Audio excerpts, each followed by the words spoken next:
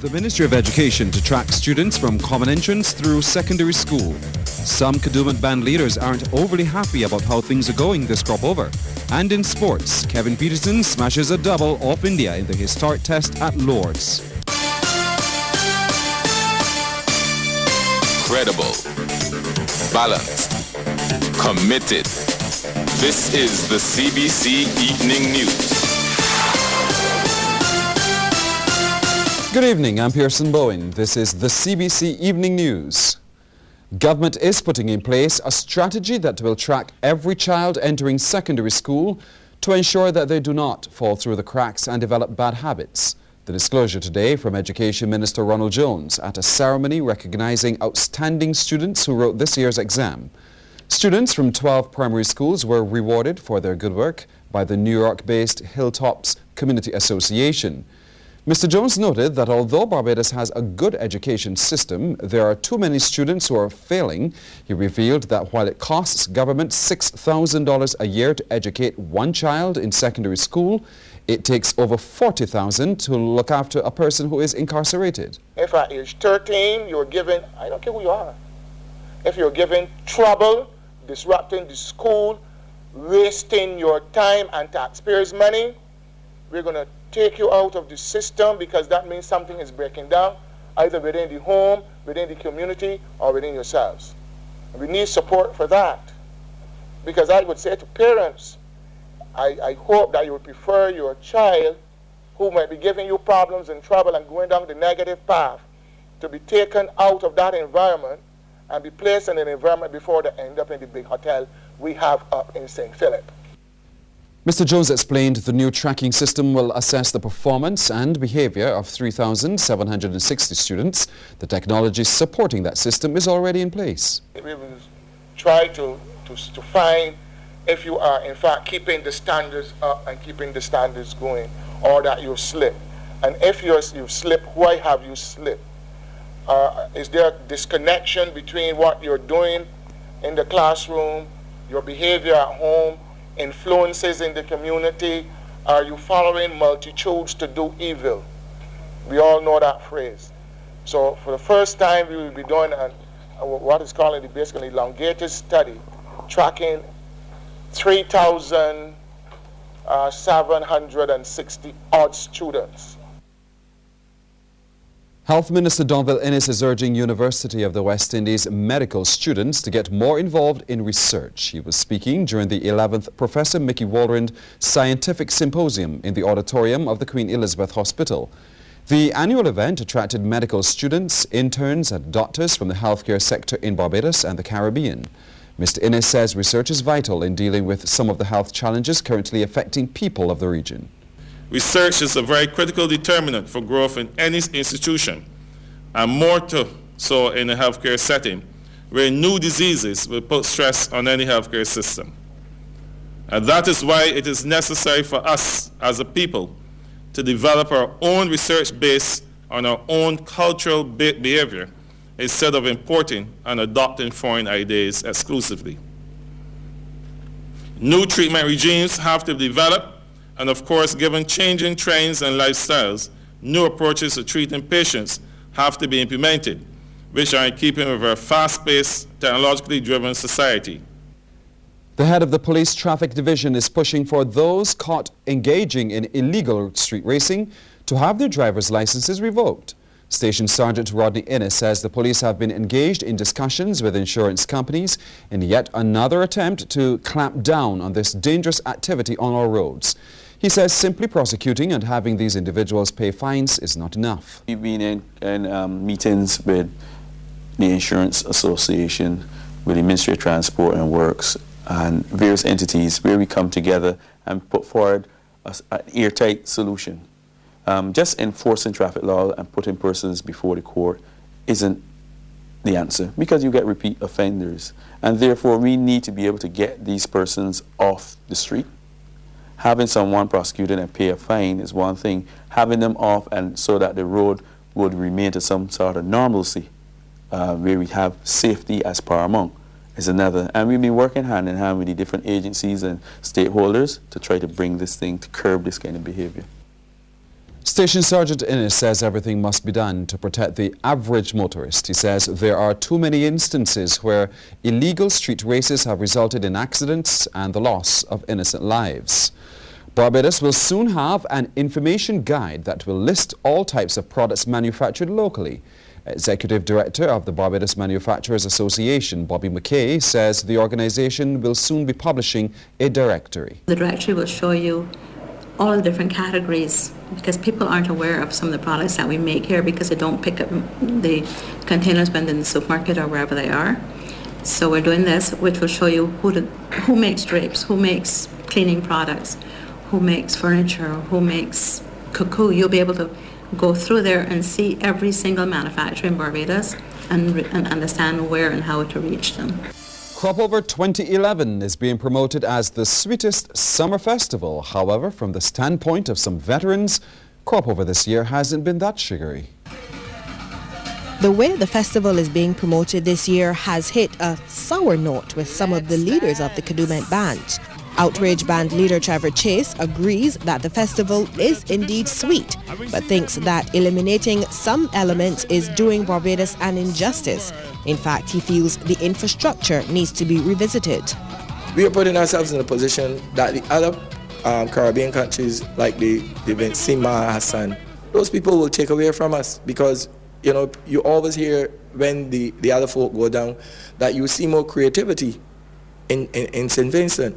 And that is a fact, because some of the costumes that you would see on the road in St. Vincent, I can't give my masqueraders that. Another leader, Reggie Cave, says Cropover itself is fantastic, but he's not happy with the direction being taken with Kadooment. It's a whole potpourri of many different disciplines in terms of the culinary arts. You have the photography, you have the visual arts. It's a culmination of a lot of various aspects of our culture overall. So Cropover itself is doing a good job. We have kind of adapted I would say the Brazilian style of costuming, the Trinidadian style of costuming, and we have not kind of pushed our own style, which is who we are. Who are we as a people? We have a rich culture here in Barbados, extremely rich, and I think not enough is done to bring that culture out in the whole Kadooment aspect of the festival. 26-year veteran Gwyneth Squires says her band is just not feeling the benefits. Well, this festival, to be honest with you, we should do more, because right now the money is not coming in, and I don't know if the Ministry of Culture or NCF really thinking about doing something, but right now I would say no.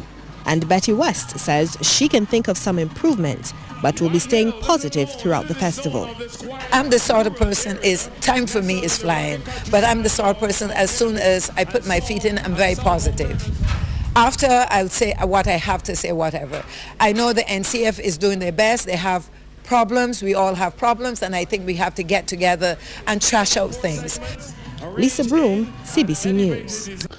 Some companies are pointing to a proliferation of new cropover activities against the backdrop of a sluggish economy for the difficulty in providing sponsorship this year. This has been the case for Mount Gay, one of the major sponsors of Cropover, which says it still remains committed to the development of the festival. Sean Farrow reports. Mount Gay has pumped hundreds of thousands of dollars into the Cropover Festival over the years, and 2011 is no exception. Well, over $250,000 in overall sponsorship between the NCF, bands, tents, events, and other activities. The company, like others, has had some challenges this year, providing assistance to the many groups requesting sponsorship. It's a case where cost has gone up, so there's a greater demand for the coverage of that cost by the bands, and because the economy is tight, sponsors are unwilling to invest more because there are a lot more activities, a lot more events, a lot more bands, so it doesn't stretch as far. However, commercial manager Andrea Thomas says the company remains committed to Cropover and is pleased with the development of aspects of the festival like the 4-day morning event. That's why it's supporting the Friends for Life band, conceptualized and managed by a group that includes employees of Mount Gay. A band with a philosophy of friendship, unity, and good time. It fits very well with the principles of Mount Gay Rum. And it so happens that the band leader is an employee of Mount Gay. It speaks to the entrepreneurship and the drive of the staff of Mount Gay. Band member Chris Preedy says this is just the beginning for Friends for Life Entertainment, which is launching a band for the first time. He says the response has been good so far. We're aiming at 250 strong. And already we have people who are knocking on the door and calling to apply to be a part of this first time on the road. Band organizers insist security will be a priority when the event takes place next Saturday morning. Sean Farrell, CBC News. Meanwhile, the police have a traffic management plan in place for this weekend's crop-over activities. Assistant Superintendent Bruce Rowe explains, beginning with the Junior Kadooment scheduled for the National Stadium tomorrow. Parking is available at the National Stadium, at the Common Mayor School. Okay, there you go. And the road closure really for Junior Marnet will be part of Codrington, the whole of Codrington Road, from Lawrence Teagate up to Codrington Road, right. St. Fran on. And as soon as the junior revelers are into the stadium, the road will reopen. ASP Rowe says for the Soca Royale at Bushy Park, there will be big areas for parking and police officers will be at different points. As the crop-over build-up continues, more Barbadians got a very special welcome at the Grantley Adams International Airport today. They were the last of 25 lucky people to be given a Bajan Socaholics welcome. The atmosphere was festive as the Bajans came home to this special welcome.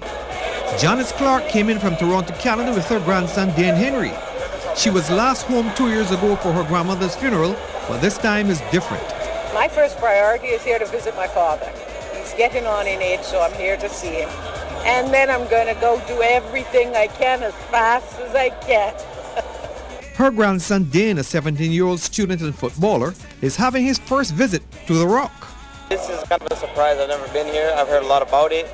I just hope that it's as good as my grandma tells me. I'm trying to have fun.